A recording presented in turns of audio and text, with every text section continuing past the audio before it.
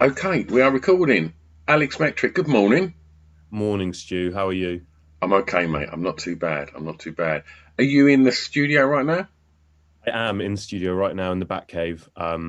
Yeah, I came in early to do this before a day of DJ prep starts. Lovely stuff. Lovely stuff. Well, talking about, is that a home studio? No, a separate studio, Okay. which is like 5 minutes down the road from my flat. So it's kind of the best of both worlds. It's near enough that I can always get down here, but I don't have that cabin fever of being in the same place where I'm Yeah. living and working, you know? That's really important, man. And like, I think for me, like lockdown really brought that like to the forefront of my mind where it was like I was just working from home and then like getting from one sofa, finishing work later than I normally probably would, then going sitting on another sofa, then going to bed. And it's like, yeah, that's not good, man. And like, I've literally rented an office that I don't necessarily need just so I've got some structure. Right, yeah. I mean, I think I was very lucky with lockdown. Um, kind of experienced it slightly differently because I could still come to the studio within the rules we had, but Sure. I was on my own, self-employed. I needed to go to Mm. work. So I I managed to have those two spaces still to be able to come somewhere and go somewhere. But I would say on the flip side of that, it did although I thought that all I wanted was to spend every day always in the studio and never going Yeah. anywhere. A few months in, it was like, God, it is kind of great being in the studio every day, but also there was nothing to break it up. There was no uh, gigs to go to or trips to other cities or countries to go and write and produce. You know, it's just very much like a Groundhog Day in the studio as well in some ways. So I was very lucky, but also it really did kind of make me think about that you need a bit of yin and yang. You know. Yeah. 100%. Well, let's start your playlist. And for track one, I'm going to ask you, please tell me the song that you think has the greatest ever intro. Okay, I'm just going to do a kind of caveat to this, is Okay. that to go back through all recorded history and think to myself, what was the tune with the best ever intro? It was a very daunting task, and the one that came to mind has already been used on your podcast. That's all. Go on. Alex from Franz Ferdinand did "Money for Nothing" by Dire Straits. Oh, a few people have done that. Yeah, which I mean, got to mention that because the intro is unbelievable on that, and it's a record Yeah. that I kind of recently re-listened to for the first time in many many years, and I don't think I even remembered how insane the intro is to that record. Yeah. You know, so I would definitely have gone for that, but I want to do something that someone hasn't Can I just go back to that done. quickly? Yeah, yeah, Like, what is it that you like about that? yeah. It's absolute ridiculousness. That's what everyone It's says. just so over the top and so unnecessary. Um, and I kind of didn't realize how Balearic it was until recently. Like it's just this mad synth wig Yeah. out with with Sting apparently Yeah. singing backing vocals on Yeah, it. it is. Yeah. Which also got sampled for a great house record in the early 2000s. What that? Oh, I want my MTV bit. Yeah, a D Ramirez record, which was so good. Yeah, I like ridiculousness in records, and Yeah. I like how overblown it is and how much it wrong foots you, and then it's like, right, now we got the riff, you know? Yeah. Yeah. I mean, you get that's the drop, isn't it? Like you get Yeah, that big build up, and then you just get that huge. I mean, it's so. As you say, it's so ridiculous. It just sums up 80s production hugely for that sort of genre. But yeah, but that's not your choice. no, no. So what I decided to do was like, what was the intro of recent memory that I absolutely love and that really sticks with me? And the first one that came to mind, quite a few of my answers, I'm just going with my like gut instinct, like my first thing, and not trying to overthink too much. So the one that jumped out is the Avalanche's Jamie XX, Nana Cherry, a record called Wherever You Go, which I discovered about a year ago, or maybe a bit earlier, just through lockdown, and has all the ingredients for me for an amazing intro. It's got like spoken word section, sort of film samples, all these ethereal synths, and then a children's choir. Yeah. And then when you kind of think it's got too ridiculous, then this big chant comes in, and then it drops to a bass line like 2.5 minutes into the record. It just creates this world, that intro. I absolutely love it. Like, it creates this mad sci-fi world that you kind of get drawn into before the record starts. And it has a great BPM change as well as it goes up into the bassline section. So it completely wrong foots you. You really don't know what the hell's going to happen after that. Yeah. So you've chosen two ridiculous and long intros. Yeah. What's your approach to writing and producing when it comes to intros? Well, I think it can go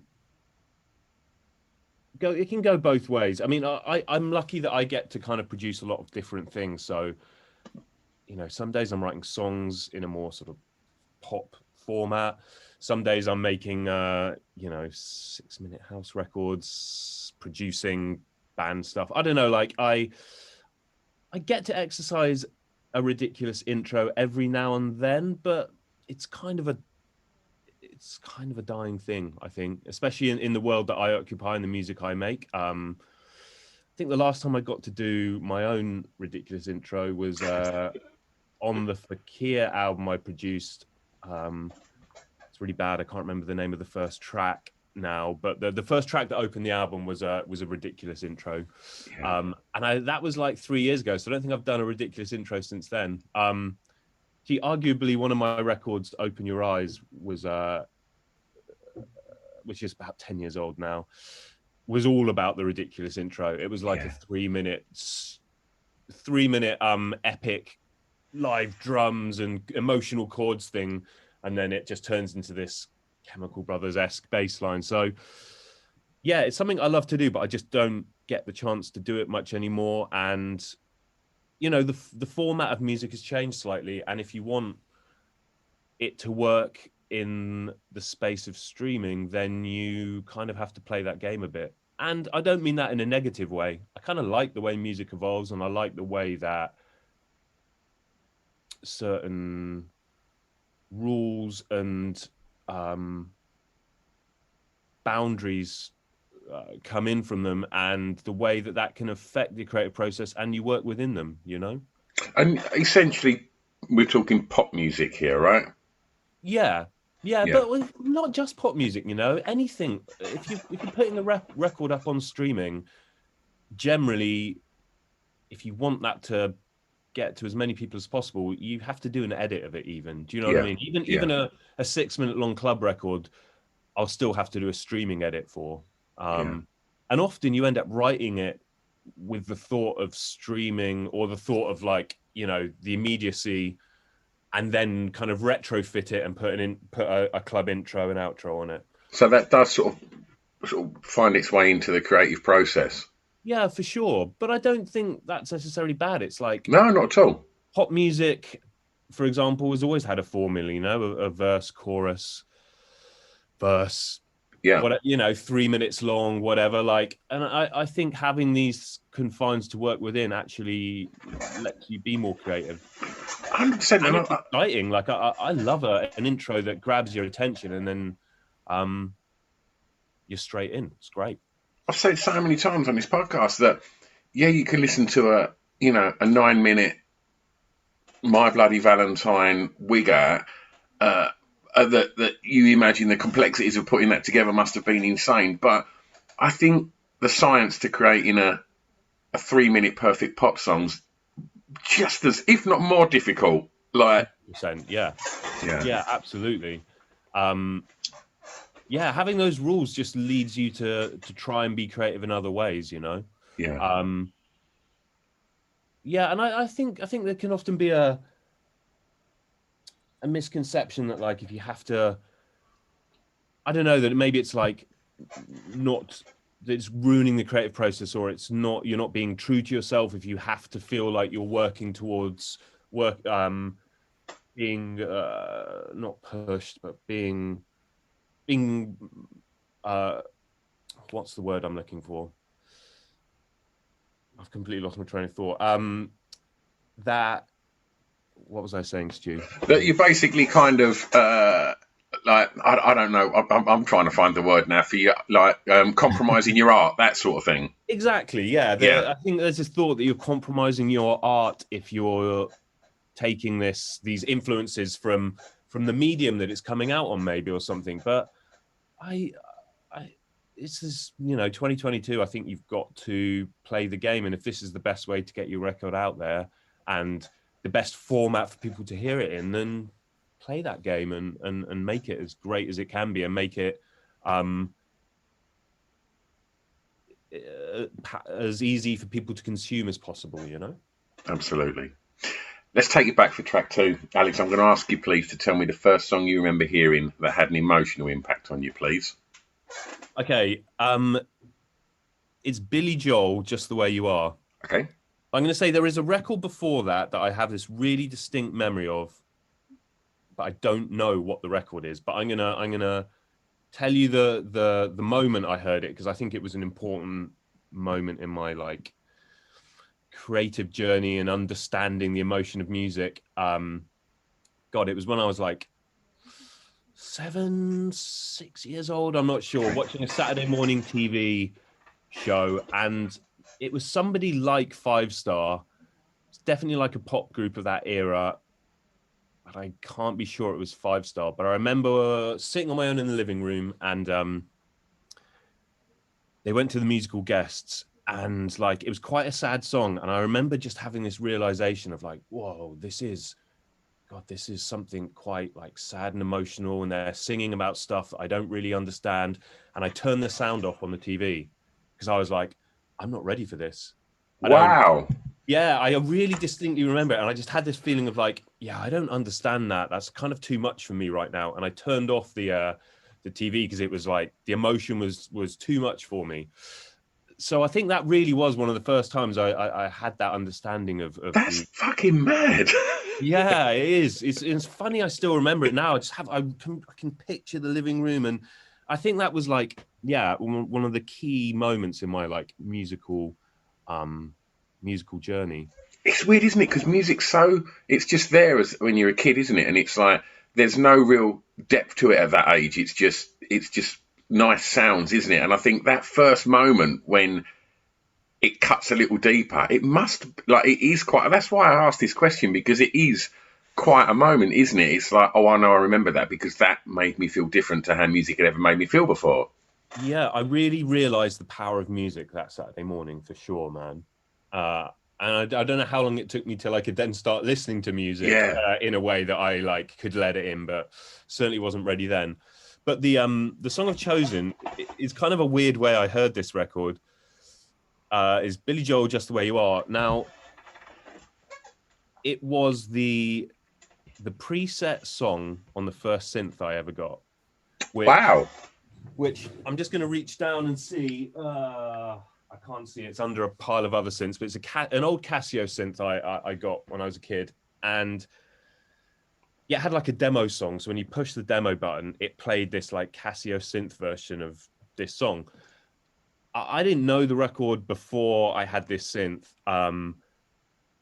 And it took me a while to even figure out that it was someone else's song. But I used to play with action figures a lot. Was superhero nerd, lots of Batman toys, all of that stuff. And whenever I was playing a game and I always imagine them as films and stuff. And whenever I wanted this sort of emotional moment where the hero was battling someone, I'd always play the demo song on my keyboard and sort of act it out.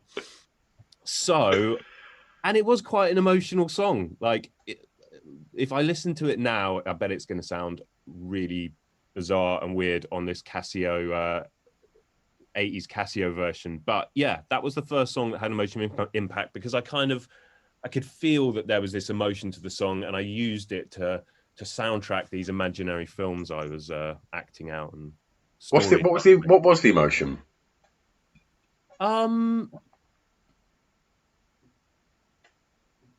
you know,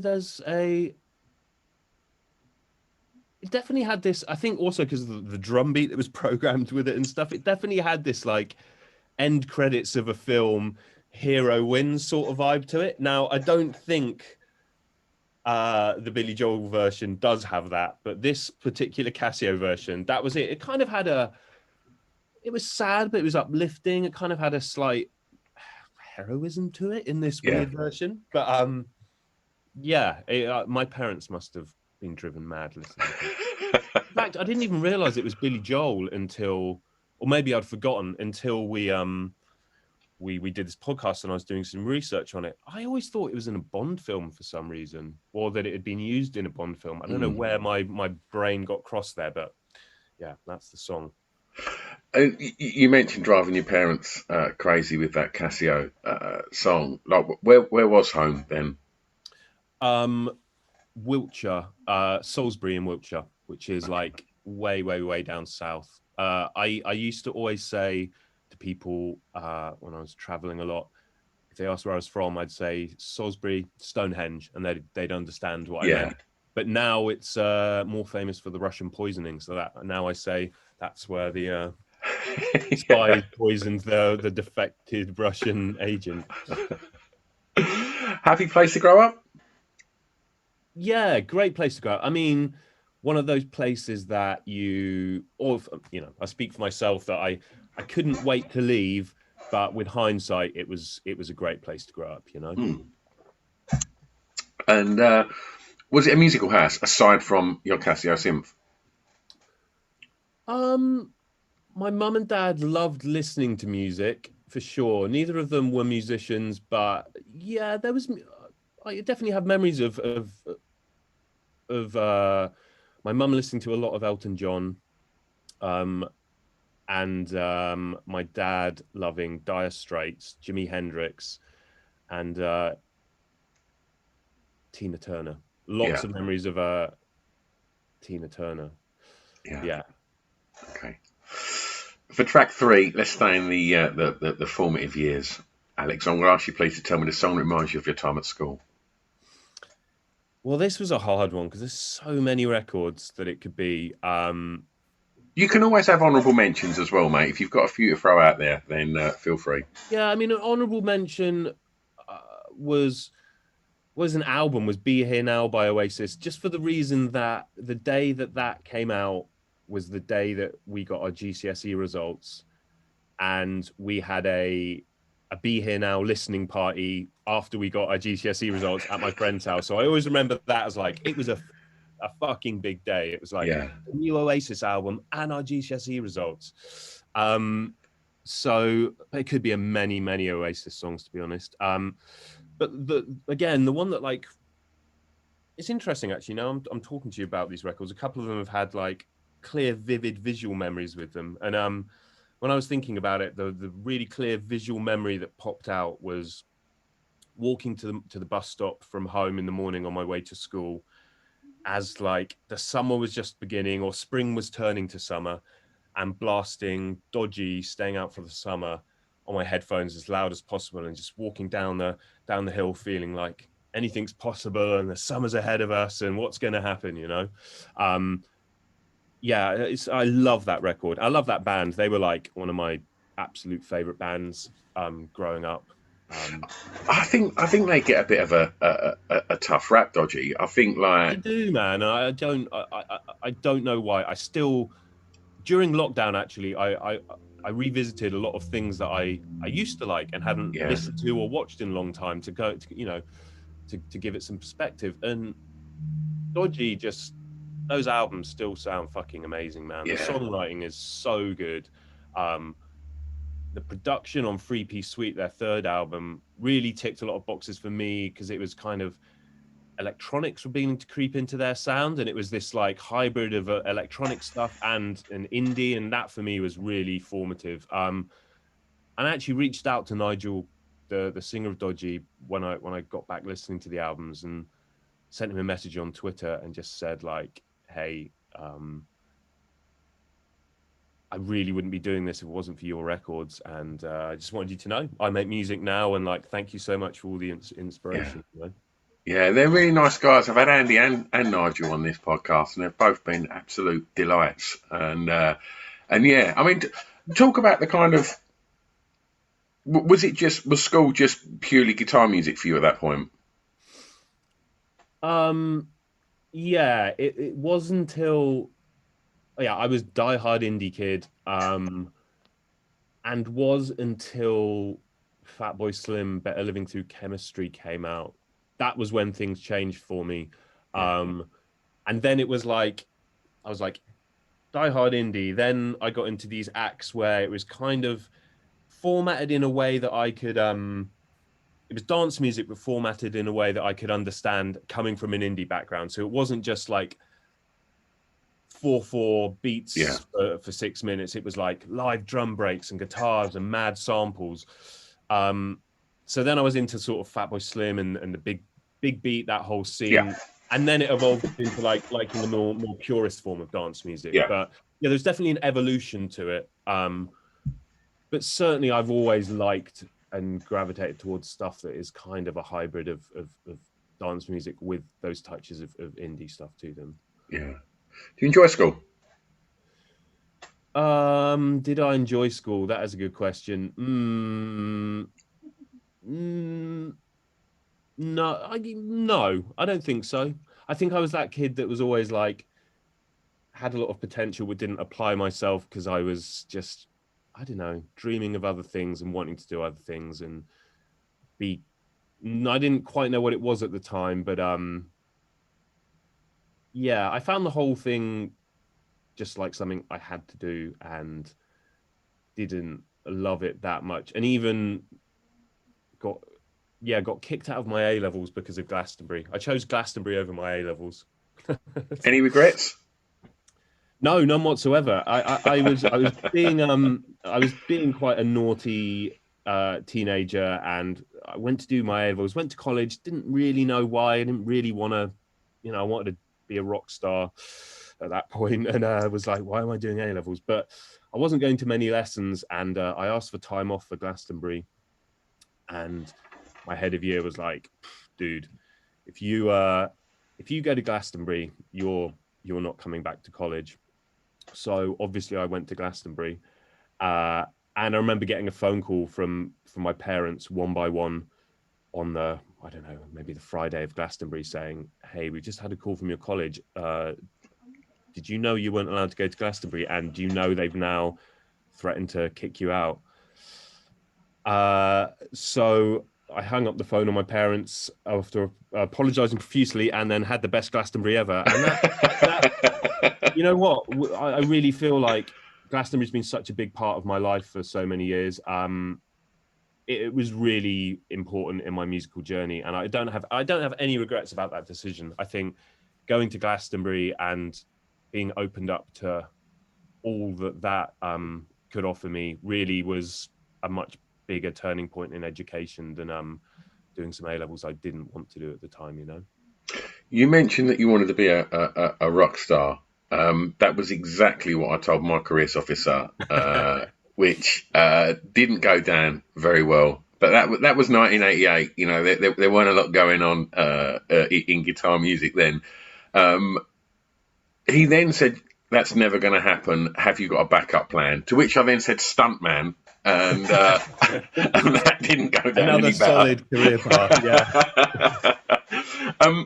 So you wanted to be involved in music at that point in your life, and the sort of double up the question here: was that ever encouraged? Like the creativity, was that encouraged at your school? Certainly not at secondary school. I went to like an all boys grammar school, which was very sports and like education focused. There wasn't, and in fact, I didn't really do any music there. It was when I got to my A levels, and instead of going to lessons, I'd made a group of new friends there that were all in bands, and we had a mate, Charlie, that lived 2 streets down from college. His mum was out all day, so we'd just go down to his house, play guitar, write songs, hang out, and that was my sort of beginnings of my musical education there. And They're the again, I best think times, right? it was amazing. Like, I think going to Charlie's house every day and writing songs and hanging out and talking about music was like, yeah, it was so important for me. So Yeah. important. Track 4, first song you remember buying from a record shop, please, mate. Okay, this is Bobby Brown, On Our Own, from the Ghostbusters 2 soundtrack, which That's I right. have to say is an important caveat because for whatever reason, the first records I bought were affiliated with either TV shows or movies. That was my gateway to music. So Simpsons Sing the Blues was one of my first albums I ever got. Yep. Massive album. Weirdly, the Days of Thunder soundtrack I definitely had. I'm not sure why, because I don't know if I really like the film that much. Show Me Heaven was the big global hit, wasn't it? Mariah McKee. Yeah, big tune. That is a big tune. And Teenage Mutant Ninja Turtles, the soundtrack was really I loved that. It's an amazing record on it called 9.95, the sort of like funk, American like pop funk 80s drum machine workout song, which Yeah. I actually think a lot of those songs and those albums definitely influenced my musical brain because I love a lot of that synthy drum machine stuff now, you know. And anyway, but Ghostbusters 2 soundtrack, which was a huge film for me growing up. I like it more than the first one, which is controversial. And the standout track for me on that was definitely Bobby Brown, On Our Own. Still a record that is amazing now. And I've never stopped listening to I mean, God, how long ago was that? 30 years probably. Yeah. Still know the rap off by heart. Yeah, just a sick record. Are you a fan of that kind of? Because for me, that caught me when I was maybe 14. So I got Bobby Brown when that whole Teddy Riley swing beat thing like just exploded, and there was so much of it, and it was, you know, with your Belle Biv DeVoe's and all the ex New Edition lot, I guess, including Bobby Brown, obviously. There was so much of that coming through, and it was so exciting. It was that sound that you know that you like. Not at all at the time. Like my first introduction to Bobby Brown was Ghostbusters 2. Sure. And in fact, I didn't really even know about New Edition until way later. So Yeah. no, it was very much like it was an anomaly, and it's interesting that I sort of accepted. Oh, I really love this song, but I never then delved further into that genre or you know as a kid or anything. But then I guess music wasn't as accessible as it is now. I couldn't just pull up Spotify and go, oh, the best New Jack Swing playlist, or whatever, you know. So no, it wasn't a big sound for me at the time, but I guess just through the movie affiliation, it like ended up sucking me in. But definitely as years have gone on, like one of my favorite records of all time is The System. You are in my system. Yeah. Which is not exactly New Jack Swing, but there's a through line there in the drums and the sort of vocal melodies and stuff. I love that record. So again, maybe Bobby Brown opened up my ears and to that sort of stuff. Yeah. Well, tell me a little bit about your relationship over the years and bring it up to present time. Your relationship with the record shop. I mean, years ago it was like one of the ways for me to find out about music. I saved the story in a lot of interviews, but you know, the first time I ever heard Fatboy Slim, Better Living Through Chemistry, and that changed my life in so many ways, was because I'd missed my bus home one night and I had like an hour to kill. So I went to the Virgin Megastore. There was a listening post, and I'd read in the NME about Better Living Through Chemistry, which the NME was my gateway to another world and to London and to cool music and to all this new stuff. I mean, I think that, well, I'll finish the record store story. yeah, so I'd missed the bus home, saw Fatboy Slim on the listening post, put on those headphones, and had my mind blown. And was like, whoa, okay, so good. So dance music can kind of have the excitement of rock music and guitars, and it have this edge and energy to it that I just had no idea about. It was dance music in a format I could get my head round, and that completely changed everything for me. So, you know, that accidental missing a bus, happening to be on the listening post, that was really pivotal for me. Now, I mean, yeah, there is no relationship to a record store now. I don't buy vinyl anymore. I don't. Yeah, it's a shame. It is a real shame that side of it's lost. But you know, we get a lot of other good things from having everything at our fingertips. You know. Absolutely. You mentioned something about the NME that you said you was going to go back to. Oh yeah, just that. Like, I think growing up in a tiny village outside a small town in the countryside, like those magazines, like the Enemy, Melody Maker, Select Magazine on a monthly basis, Q Magazine, Jockey Slut. I would religiously like queue up at WH Smith every time I knew, like every Wednesday the Enemy was out. Maybe Melody Maker came out the same day, or They did. They both come out the same they day. did. So Wednesday was a massive day for me. I'd like get to WH Smith before school started. As soon as it opened, get those and like spend the next day pouring through them and absorbing everything. It was like a real time machine and a transportation to like another place, and this line to a world I wanted to be in and wasn't in, you know. And the Face magazine, I have to mention the Face magazine as well, because that was like huge for me. It's so interesting that now, if you have all this information at your fingertips, there's something so nice about that ritual and the not schedule's not the right word, but the routine that I had with them, you know. Like, you know, going to these physical places and remembering the excitement of being on the bus. Like, it's the journey. Yeah. And it comes up so many times on this podcast that, and it was like, I'd get the bus and then I'd get that and then I'd read it on the way home from the bus, or I'd go there, I'd get that tape, and then as soon as I got out, I'd go on my walk when I walk home, and it was like, it's just having that relationship with that journey, which is one of the things, and I try my hardest not to become like Grandad Stu on here and talk about the good old days when everything was vinyl and stuff like that. As you said, there's just so many sort of positives in the fact that we've got everything at our fingertips musically now. It's amazing. But I do think that attachment to a journey of going and buying something, and because you couldn't have it all then, you could only get the one bit, it does create a fond memory, and it kind of hits heavy with nostalgia.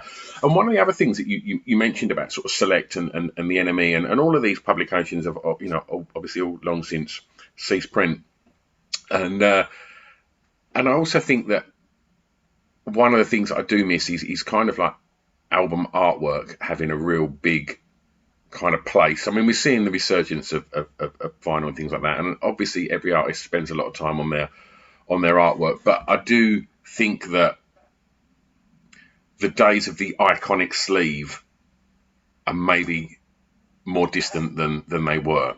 And with the same with magazine covers, I was watching a documentary about Suede a couple of nights ago, and they and Brett Anderson was on there talking about the iconic the Select cover where he's standing in front of this Union Jack that he never stood in front of, he then said, and it was like best new band in Britain, and he said like that changed our career, like everything changed the minute we got that, and you just think like, would that happen now? Is there a publication out there, or is there a platform where one photograph will absolutely have an impact on people like me and you that will go and buy their magazines religiously on a Wednesday?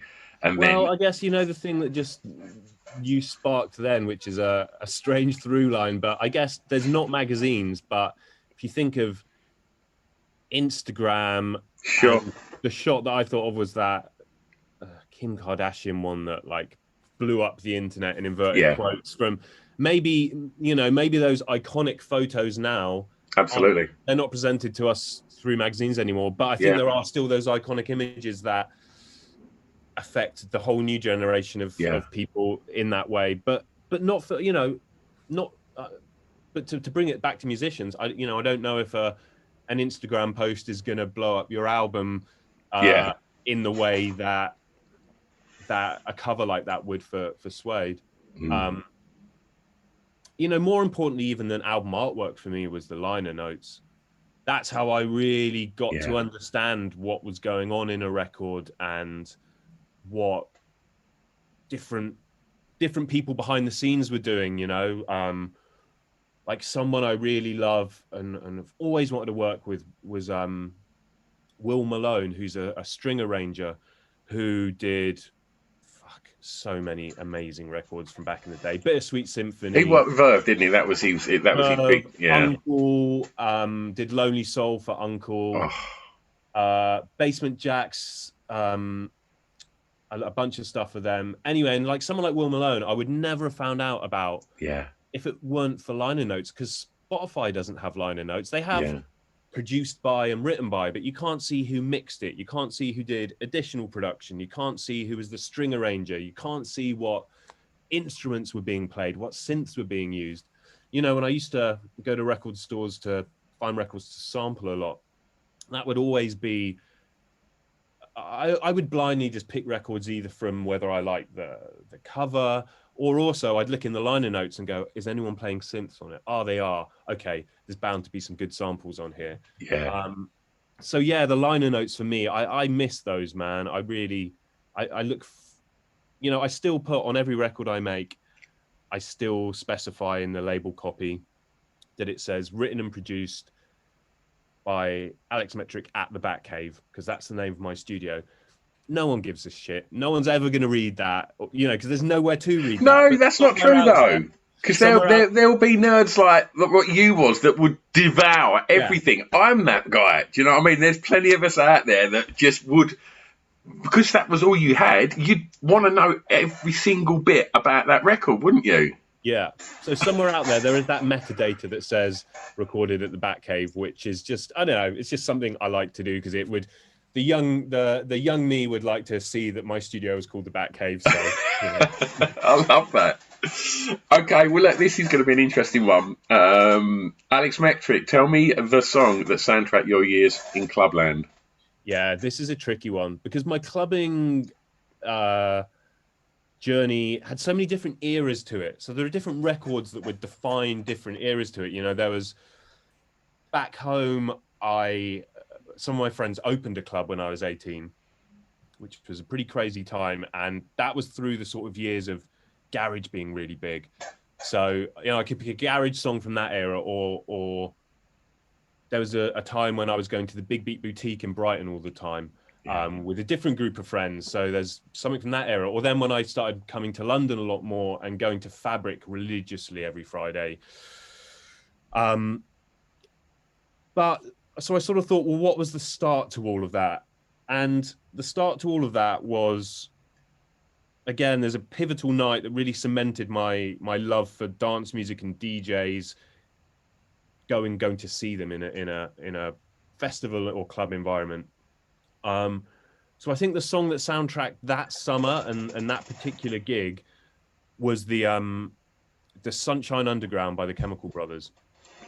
Now, God, this was Glastonbury in 97 or 98. I'm not sure exactly which. Maybe 99, but I feel like it was 98. And my three favorite dance music acts at the time, and I was kind of new to it all at this point, were Gus Gus, Fatboy Slim, and the Chemical Brothers. And they were all playing in a row in the dance tent at Glastonbury. That's a good night, right? Mind-blowing night. And this was the summer that Chemical Brothers album had come out, which was Surrender. It was, yeah. And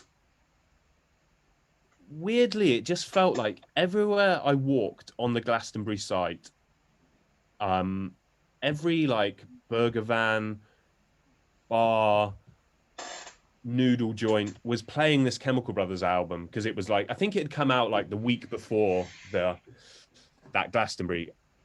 And I don't really, I'm trying to think of Glastonbury now, but at that time, like, yeah, the even the stalls would be playing music, and there'd be people like dancing outside the stalls because maybe there was nothing going on at that point, and it just felt like every stall I walked to, this record, The Sunshine Underground, was on everyone, and I remember like we'd always like run over and dance to it, and then onto the next thing.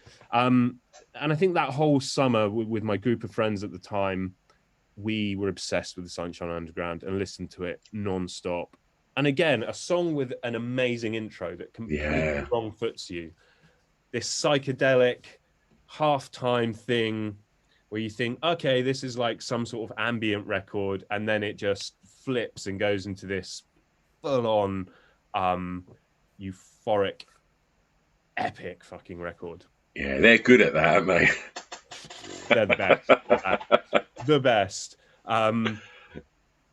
Yeah, and that night again, like seeing those three acts really sent me off on my musical journey.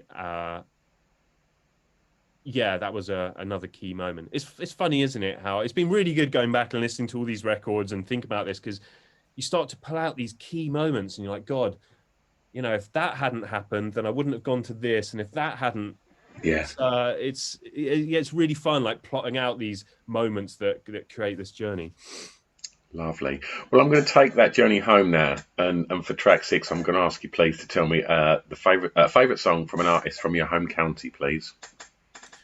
Well, sadly, after doing some research, there really isn't anyone that I could find that I liked or really like. There's not many people that have come from Salisbury that do music.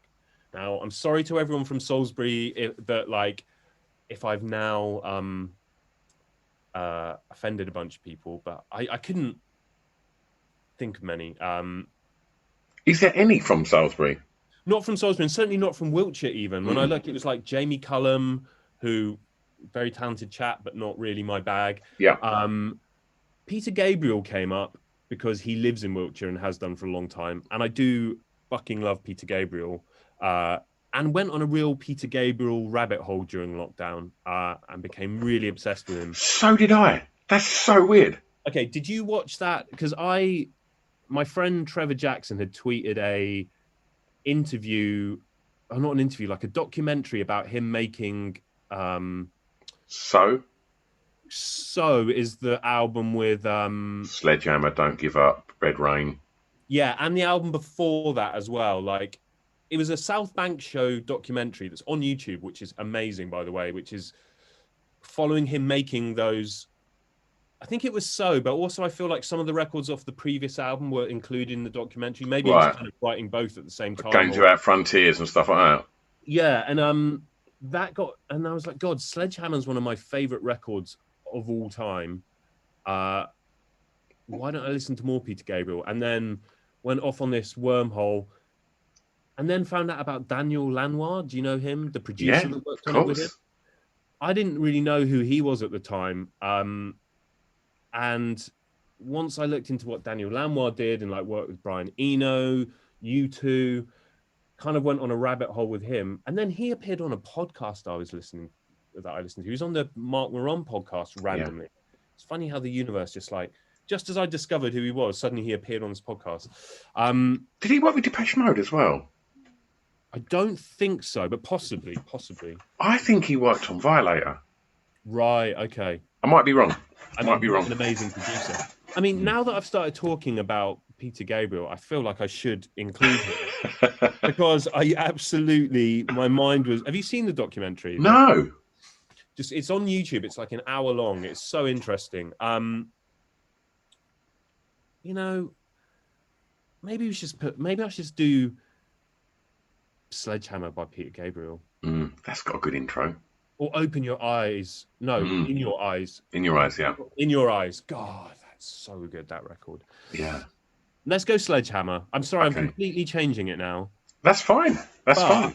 I want to give an honourable mention to a new band because I don't want it to be all golden oldies. So going over to Somerset, which is like next door to Wiltshire.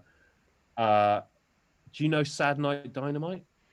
I don't know, but when you sent the list over, I had a little listen. Really good. Mm. They're like two dudes from Somerset, and their track Crunk has I've been obsessed with for ever since I heard it a few months ago. And they're definitely like you can hear the Bristol sound in what they do. There's a Yeah. through line from Massive Attack. There's that kind of darkness that like a Tricky record might have or something. Then there's kind of a Gorillaz element to it as well, and obviously doing their own thing. I don't want to be completely reductive to these influences, but like, yeah, I really love them, and I think like so amongst all these old classics, I really wanted to like shout out someone new as well, and yeah, there's an honourable mention for them. Okay, wonderful.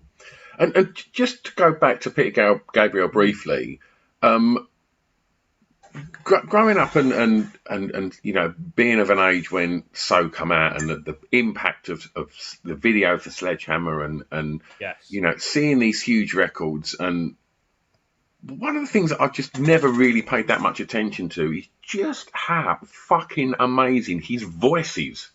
Mm, It's insane. yeah. Like so good. I've gone back to some of the kind of the Genesis stuff that he sung with, and his voice is unbelievable. It's so distinctive as well. Sounds like nobody else. It's like, yeah, yeah. I don't And know. the production as well, man. Like Yeah, watching him working a Lindrum and then playing a synth and then just singing in this documentary, like kind of singing nonsense, which, you know, often it's the way a song will start. You just start singing vowels and nonsense and then the song kind of takes shape and seeing that he could, I don't know, I think what I thought of Peter Gabriel when I was a kid, because I only knew Sledgehammer, and then what I realize he is now, or realize what, you know, his music is now, like they're two very different things. Since Sledgehammer can be quite although I think it's an amazing record, I love it, it can also kind of wrong foot you as to what he is as well. It's definitely like one of his most straight up records, you oh, know. 100%. um and yeah, it wasn't until I saw Fatboy Slim DJ at the Big Beat Boutique in Brighton one time, and he played Sledgehammer in the middle of his set, and I must have been about, I don't know, 18, 19. And that was when I was like, oh yeah, this is a really cool record. Like I knew it and I loved the video, and it was like it was a fun pop record to me Yeah, until that moment. And then when I heard it in a setting of like a club, I was like, whoa, this is a fucking amazing record. yeah. Love it. Right, well, for your last track, Alex, you get to be tastemaker, and I'm going to ask you, please, to tell me a song that you think many people may not know that you would like them to hear, please. Yeah, tough one. Two really jump to mind, and weirdly, both of them have Blue in the artist name. It's either the Blue Nile, Tinseltown in the Rain, Oh, or man. Blue Gas, Shadows from Nowhere. Do you know the Blue Nile? Of course, yeah, yeah. Of course. Scotland's Okay. finest, mate. Sorry. Scotland's finest. Yeah, so I didn't know them at all until literally a month before lockdown and everything kicked in, and I was doing some research for a DJ mix I was doing for my coup project, which was like a really Balearic. I did this hour and a half long mix with like a visual of Ibiza through the decades, and I was just doing some digging through old Alfredo DJ sets from Space and maybe some DJ mixes from Coup, and just all those like really early Ibiza DJ sets, and this came on in the middle of one of these Alfredo sets, and I was like, what the fuck is that record? And it was being played quite slow as well, as a lot of great Balearic records should be. And I was just so captured by it, and somehow, I don't know, I knew that my friend Trevor would know what it was, so I sent him a link and was like, what's that record? And he rang me up straight away and went, mate, that's the Blue Nile. That's my favorite band ever. And I was like, Yeah. what is the Blue Nile? You're And talking about Trevor Jackson, right? Trevor Jackson, Yeah. yeah. And then just found out about this unbelievable, like a really interesting story to the band, unbelievable records. And yeah, they quickly became one of my favorite bands. And Paul Buchanan's solo stuff, breaks my fucking heart that Yeah. those records. I love them. There's a through line with them, and like, you know, I love Johnny Cash's rendition of Hurt. Just that kind of, I like a lot of like sad older guys singing about their life, you know. You can Yeah. hear the kind of sadness and regret and years in their voices, and the Paul Buchanan solo records made in the last, I think it was like, I don't know, 2000, in the last 5 years or so, Hmm. that record has that to it as well. But I feel now that I've talked about the Blue Nile so much, I think I should put that in, because I think there's such a back catalogue to their stuff as well. They feel like a little secret, though. It's like not many people, like, maybe in Scotland it's a very different story, but it just feels like, you know, you said to me, have you heard of them? And it's like, and if I mention the Blue Nile to lots of my friends, they're like, no, I don't really know who they are. And then the minute you go, have a listen, everything's going to be all right. It's like, and it is like, wow, fuck. And it's like, this is incredible.